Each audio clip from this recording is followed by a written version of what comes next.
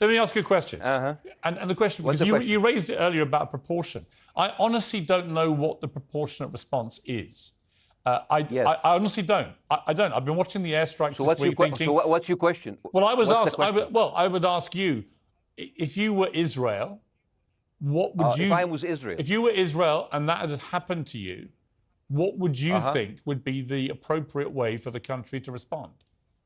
I would do exactly like Israel did, kill as many people as possible, since the world is letting me do it. I mean, I can do it because I can, you know? But the thing is, you know what? I agree with you. And you know what? I'm going to be even ahead of you, because I see the question coming. Do you condemn Hamas for the atrocity? Yes, I condemn Hamas.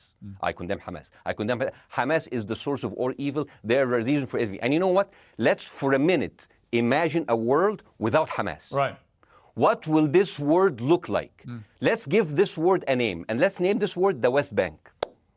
Hamas has absolutely no control in the West Bank, and since the beginning of this year, only through August, 37 Palestinian kids were killed. No music festival, no paragliding, no Hamas.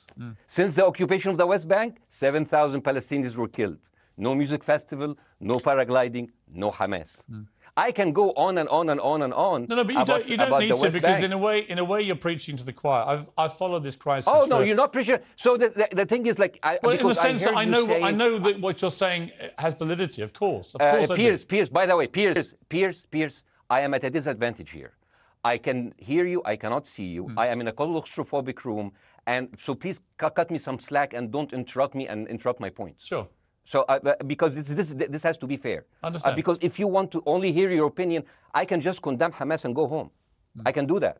So, do you want to do that, or do you have a much more nuanced conversation? No, I absolutely want to have a nuanced conversation. I wasn't aware I was interrupting you. I thought I was letting you speak. Amazing. So let's. I mean, I would say I really applaud Israel for doing one thing that no military force in the world does. Because I heard Ben Shapiro and I heard Ron DeSantis, and they said Israel is the only military force in the world that warns civilians before bombing them. I mean, how fucking cute. That is so nice of them.